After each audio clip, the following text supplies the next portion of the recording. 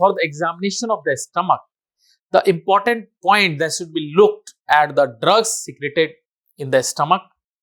So, the scraping from the stomach mucosa shall be taken for and then should be preserved along with the toxicological analysis and sent to the forensic science laboratories. Then looking for the hyperemia, softening of the mucosa, then the ulcers, any perforation in the stomach mucosa, then a stomach wall condition and the contents of the stomach all should be properly examined in case of the ingested poisons.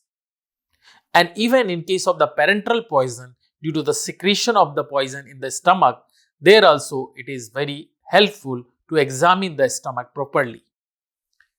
So, the poisons tend to collect in the rugae and the crypts of the mucosa of the stomach. These may have to be scraped with a blunt end of the knife and sent for the chemical analysis. Following points are of importance in relation to the examination of the stomach in cases of the poisoning. Drugs secreted in the stomach, we already learned under the toxicokinetics that some of the poisons are secreted in the stomach through the enterohepatic circulation. So, we already know that this acid, salicylic acid, barbital, probenecid, in bases, theophylline, antipyrine, aminopyrine, narcotics like cocaine, amphetamines can be found in high concentration in the stomach even when given the parenterally, that we learned in the toxicokinetics. So, we may look for these drugs in the stomach. Then, hyperemia of the mucous membrane is caused by the irritants, that is the more marked at the cardiac end of the stomach and the greater curvature of the stomach, very rarely at the pyrolic end. So, hyperemia are usually in case of the poisoning are in the form of patches and deep crimson red in color. Mucous membranes are covered with the sticky secretions and shows the small hemorrhagic foci. Rheses are involved more. Hyperemia of the stomach mucosa is usually a non-specific sign of the poisoning, as it is also seen with other conditions like asphyxia. Normally, it develops during the digestion and in cases of certain diseases. In these other than the poisoning conditions, the hyperemia is usually uniformly in nature and spread throughout the surface of the stomach mucosa and not in form of patches as is seen in cases of poisoning. Putrefaction also masks the hyperemia. In such cases, histology and the toxicological analysis may better be helpful, particularly in the putrefied bodies. Then this is the color changes of the mucous membrane of the stomach in case of the various types of poisoning. So, the black or the charred color of the stomach mucosa is seen in the acidic poisoning, that the sulfuric acid, hydrochloric acid, acetic acid, oxalic acid poisoning. Blue color stomach mucosa is seen in the amityl capsule or copper sulfate poisoning. Brown colored stomach mucosa is seen in the cresols. Buff white mucosa will be in case of the carbolic acid poisoning. Then cherry red mucosa will be seen in the carbon monoxide poisoning. Congested stomach mucosa will be seen in the irritant poisonings like the phosphorus. Green color stomach mucosa is seen in the ferrous sulfate, fruit juice, fruit stans and bile. Pink color is seen in the soneryl poisoning. Then slate grey in the mercury poisoning, white particles in cases of the arsenic poisoning and yellow color of the stomach mucosa in case of nitric acid. So, with the help of the color changes of the mucosa, we already learned the smell of the coming from the body and the postmortem hypostasis. We may suspect and even with a great certainty, we may say the particular type of poison consumed by the deceased. Then softening is seen in the corrosive poisoning, especially alkaline poisoning. Areas involved are the mouth, throat, esophagus, cardiac end of the stomach and the greater curvature of the stomach. Pathological conditions of the different organ system also causes softening of the gastrointestinal tract, like the condition of the chronic ulceration. However, if softening is due to the disease, it would be limited to the organ affected. That is, if it is in the stomach, so it will be limited to the stomach only. In case of poisoning, softening is generalized, whereas in cases of the pathological conditions, the softening is localized to the particular organ. Putrefaction also causes softening of the tissues and the mucosa, so it shall be kept in mind before making any decision about the poisoning. Softening due to putrefaction begins in the more dependent parts and affect all the coats of the stomach, and importantly, softened patch is surrounded by the inflammation. After a pause. Softening due to putrefaction begins in the most dependent parts and affects all the coats of the stomach. And importantly, softened patch is not surrounded by the inflammation, whereas the softened patch in case of poisoning will be surrounded by the inflammation. Then the important is to understand the ulcer.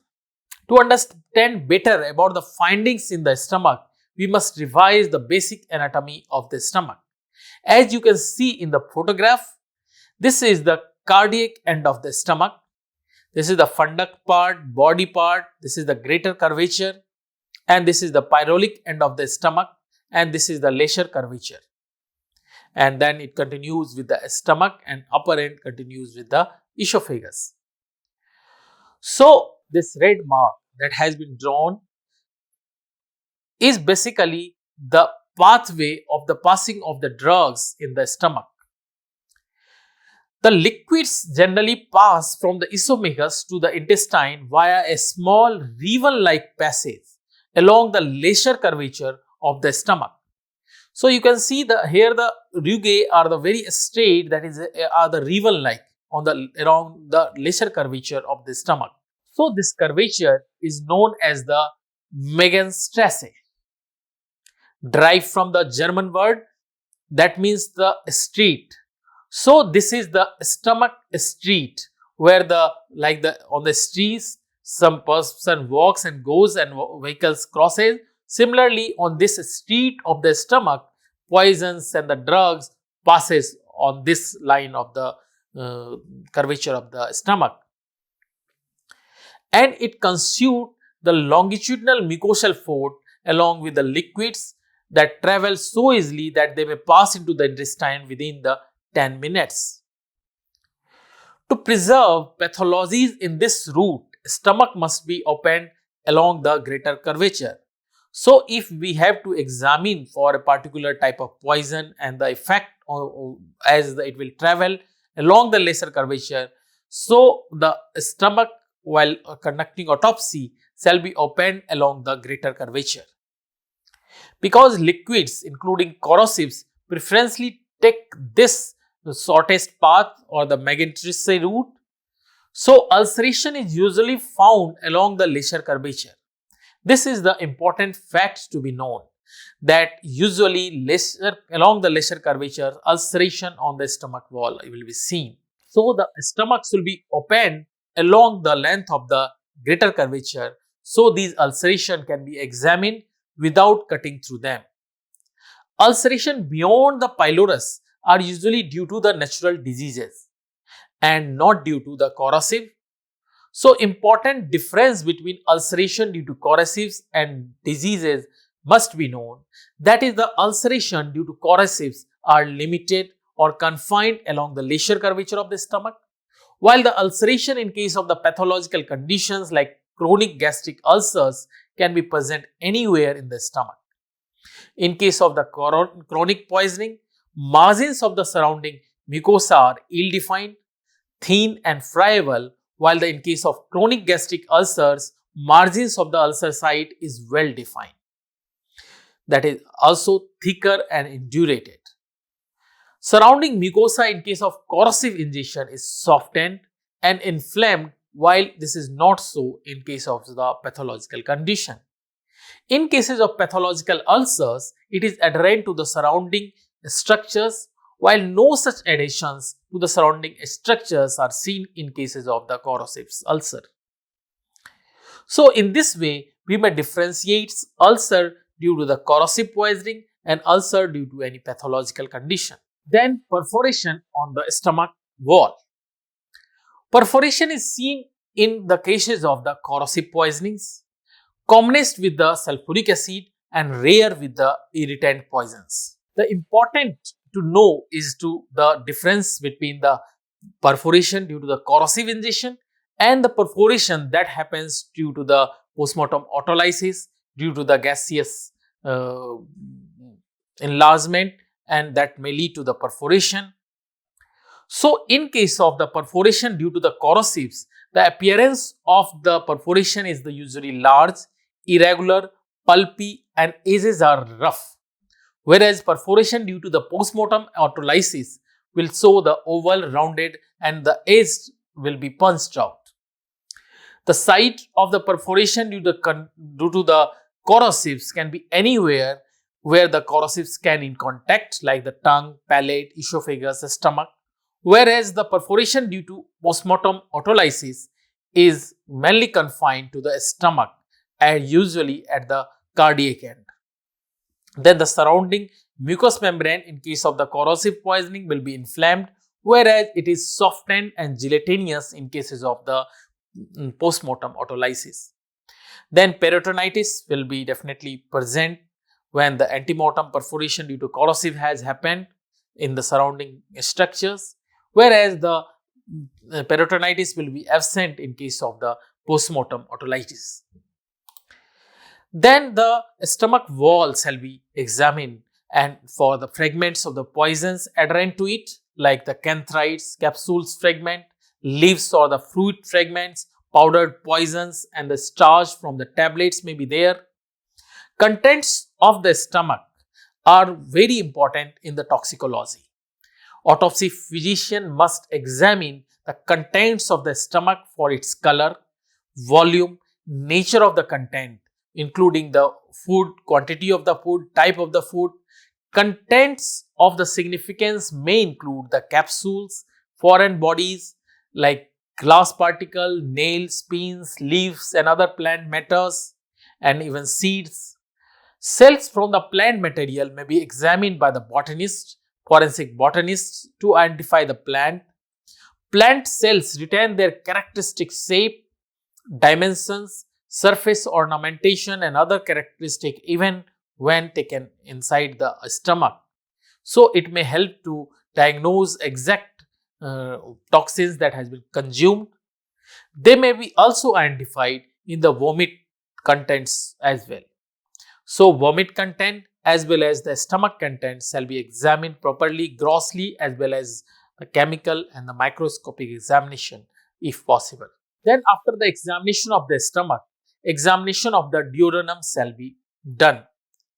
Usually, the strong acid reaction in the duodenum indicates the acid ingestion and has more value than the similar reaction in the stomach.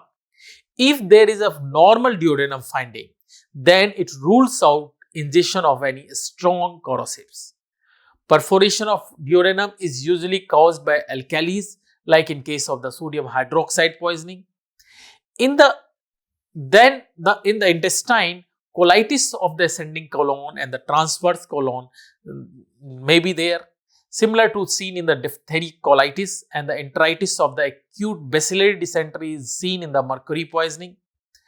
Then normal gastrointestinal tract rules out the poisoning by the corrosive, arsenic, mercury and phenol. This is very important to note that if gastrointestinal tract is not showing any signs of poisoning, then at least it is not a case of poisoning by the corrosives, arsenic, mercury and phenol. Then in the liver, there may be the damage to the liver that may be seen grossly, or we must send the sample for the histopathological analysis or microscopic examination. We may find the liver damage. So already we learned the drugs that are the hepatotoxics in the while dealing with the classification of the poisons. Also, the drugs that are filtered in the bile through the intrahepatic circulation, we already learned in the toxicokinetics, may be uh, found in the bile and in the liver specimen. So, this bile shall also be sent along with the liver for the toxicological analysis. In the bile, in the antibiotic, ampicillin, erythromycin, gentamicin, among cardioglycoside, digoxin, digitoxin, antineoplastic agent, steroids and other drugs, all are secreted in the human bile, even taken through the parenteral route. So, here these poisons may be detected in the bile as well. Then, coming to the examination of the kidney. Kidney plays an important role in the metabolism of the poison and its excretion through them. So, in the kidney as well, we may examine it grossly as well as microscopically for the confirmation of the poisoning.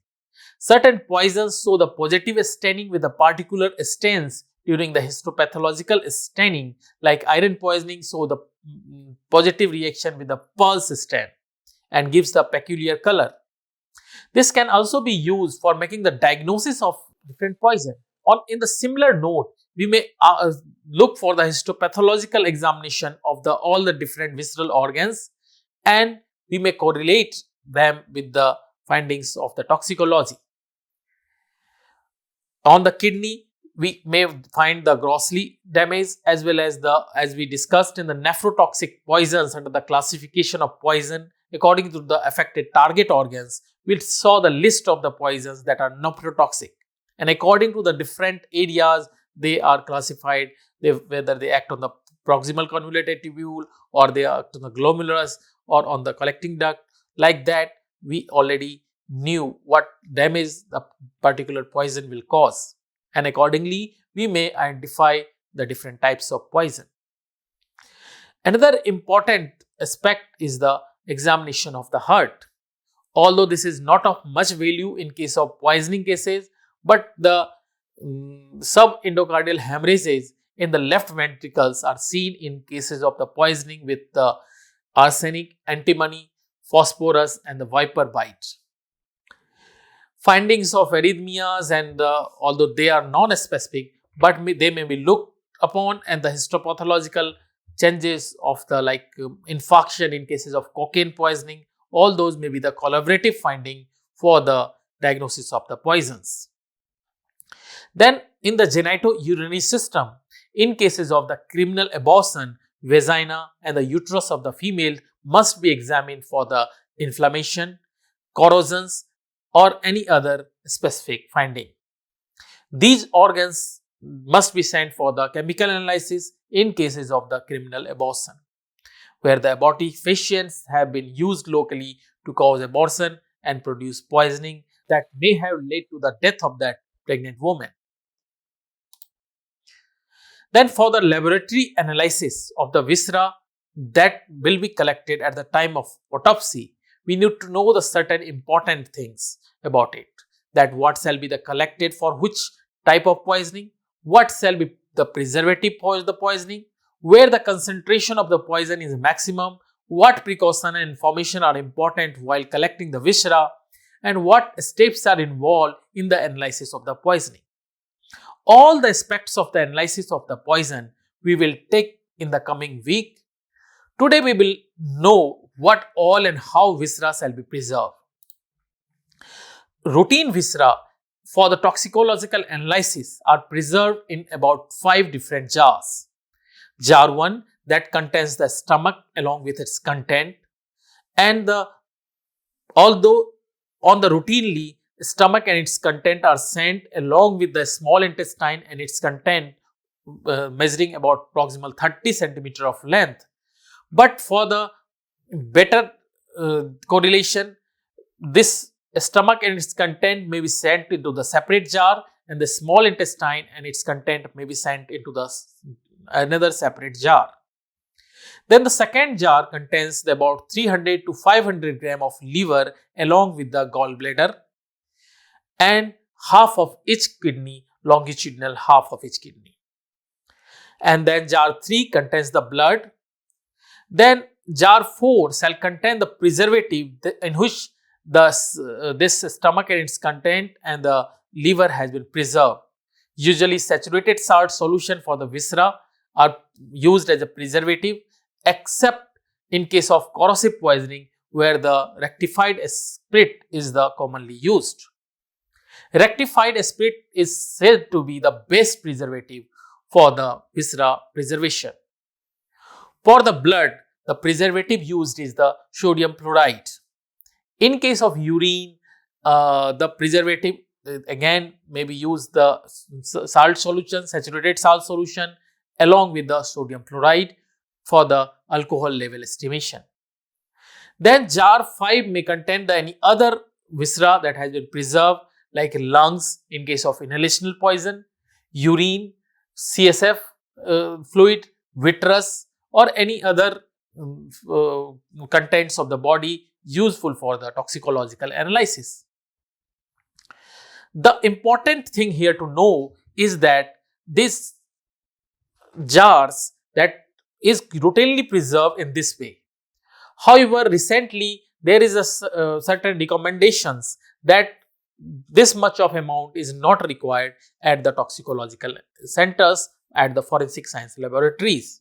They have recommended that only the stomach content is enough for the analysis, that also the 10-15 ml of the stomach content, and then the blood, then the urine if possible, then the piece of the liver, then separately the bile, everything should be sent in the separate jar, then the piece of the kidney. The benefit of this separating the specimen in different jar is that we may know that in what phase of the metabolism that particular poison is, whether it is in the absorptive phase or in the excretion phase, so that we may know the interval of the ingestion of that poison. So, like that, stomach, if it is in the stomach is higher, whereas in a small intestine it is not there, so it is in the absorptive immediately ingested phase. Then even if it is in the liver but it is not in the kidney, then it is in the absorptive phase. If it is in the kidney, whereas it is negative in other viscera, then it is in the excretion phase. Likewise, we may predict that the exactly where the poison is and at what time it had been ingested, or what is the exact situation at the time of ingestion. So, this may help in this way. So, preferably the viscera shall be kept separately as far as possible. Then the concentration of poisons in different parts of the body. Usually in the living, concentration of the poison is highest in the portal blood, because this is the vein carrying the ingested substances. In the dead, concentration will vary because of the uneven destruction of the poison by the enzymatic and microbiological activity at different sites, and also the postmortem diffusion is an important concept in case of the dead bodies, where the poisons move from the high concentration to the lower concentration by simple diffusion. So, even the poisons may be diffused from the surrounding area inside the body through the postmortem diffusion. The precaution that should be kept in case of the dead bodies is that many times due to the postmortem diffusion from the surrounding or the different body fluids may show the especially increased concentration of the poison.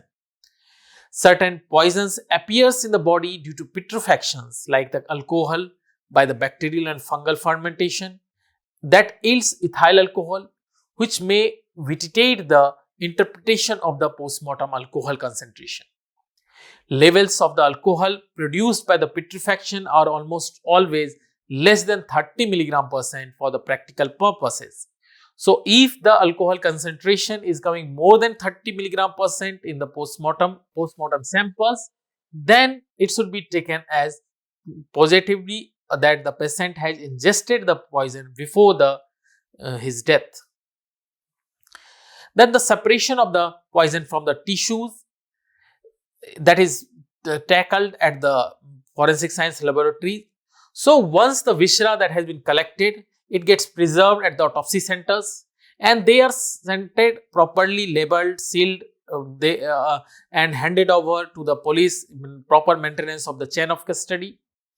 And once the police receives it, they take it to the forensic science laboratories where the analysis of this poison will be done.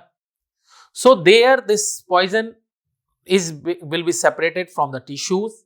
We will be talking about all the aspect of the analytical analysis of the toxicology, along with the separation from the tissues and the different types of the chromatographers and all the testing machines for the poisons. We will be taking in the analytical toxicology. So we will be covering this analytical aspect of toxicology in the coming week. Coming to the experiment on the animals. Experiment on the animals performed with the poisons recovered from the body as well as from the position of the accused. Although this is outdated methods and the cruel, so it must be avoided. As well as it is not an ideal test because animals may behave differently to the poisons than the humans. Like alcohol causes atrial fibrillation in humans, that is holiday heart syndrome, and rabbits as well, but not in the dogs. Pigs, goats, sheep and the rabbits are insusceptible to the atropine, hyoscyamus, stridinum, whereas the horses and oxen are somewhat more susceptible, while cats, dogs and birds are sensitive to belladonna. Canaries and mice are excessively sensitive to carbon monoxide and methane poisoning. Pigeons are not affected by the opium. So the different animals show the different response to the different types of poisons. Cats and dogs are affected by poisons in much the same way as the man. These are the best animals to conduct the experiment for the purpose of the analysis of the poison. Then finally, the moral and circumstantial evidence that is the helpful in the diagnosis of the poisoning. The evidence consists of the looking behind the motive of the accused and possible gain to the accused from the poisoning his victim. Then the evidence of the witness like shopkeepers that supplied the drug, about the recent purchase of the poison, purchase of rat poison, sleep and other things. The behavior of accused before and after the commission of the offense, recovery of the poison from the possession of the accused, and the relationship of the accused with the victim. A study of all these things can help to create the circumstantial and the corroborative evidence for the investigation purpose and making the confirmatory diagnosis of the poison. So in this way, we will be diagnosing the poison in the dead bodies. One important fact that I would like to tell you, that the viscera that has got been collected for after the autopsy for the toxicological analysis are the basically those viscera which are involved in the metabolism of the poison, like the stomach where the ingested poison, that is commonly ingested, the poison comes in contact. So the stomach and the small intestine. Then the liver is the major organ for the metabolism of the poison, so liver shall be preserved. Then the bile where the excretion, and the stomach as well where the excretion of the poison of the parental loop also occurs. Then the blood also, after the absorption, the blood will have the content of the poison. Then during the excretion of the most of the poisons excreted through the kidney, so there we may find the evidence of the poison. So the basic idea of the collecting the viscera is that they can give the presence of the poison in their tissues. There are a lot of situations like where the putrefactions of the bodies, there is no proper viscera is available. In those cases, the thigh muscles are preserved that may help to detect many of the drugs, many of the poisons. Anesthetic agents are particularly seen in the vitreous, muscles, synovial fluids. So they may be preserved in particular situation. Then depending upon the cases and depending upon the circumstances, we may have to collect the different sorts of viscera. Like in cases of inhalational poison, we preserve the lung, whole of the lung in properly sealed jar with the covering of the liquid paraffin, so that the this volatile substance doesn't get evaporated. Then other certain techniques of the collection of the volatile substances, also covering over the blood film with the liquid paraffin. We will be detailing those of the inhalational substances while dealing with the inhalational toxins, and wherever required, we will be talking about the preservation of the different viscera and the preservative used for the purpose. So with this, the diagnosis of the poisoning will be done in cases of the dead bodies. So hope this is useful for you. Thank you so much.